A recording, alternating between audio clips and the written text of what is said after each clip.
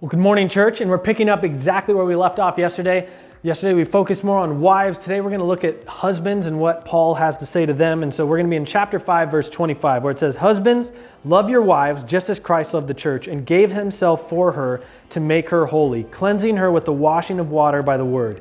He did this to present the church to himself in splendor, without spot or wrinkle or anything like that, but holy and blameless. In the same way, husbands are to love their wives as their own bodies. He who loves his wife loves himself. For no one ever hates his own flesh, but provides and cares for it, just as Christ does for the church, since we are members of his body.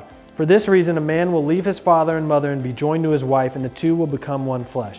This mystery is profound, but I am talking about Christ and the church. To sum up, each one of you is to love his wife as himself, and the wife is to respect her husband."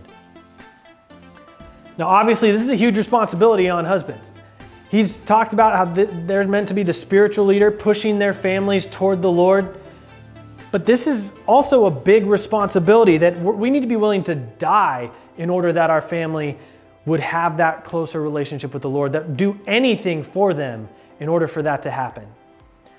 I think that's important to look at in regards to ministry in general. Now, I hope that all of you are involved in some way in the church, or trying to think of ways you can use the gifts God's given you to serve in the church.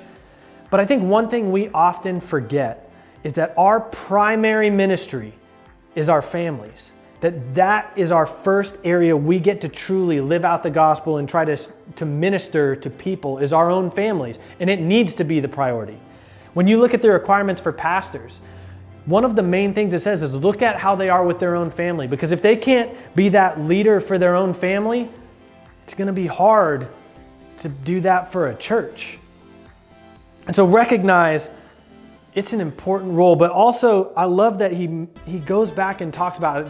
Husbands need to look out for their wives like it's their own body, because that analogy he used earlier is Christ is the head of the church. That's part of the body that we need to look at it. We're on the same team. We don't need to be trying to butt heads when we need to be trying to work towards the same goal and talking through the things that we disagree on.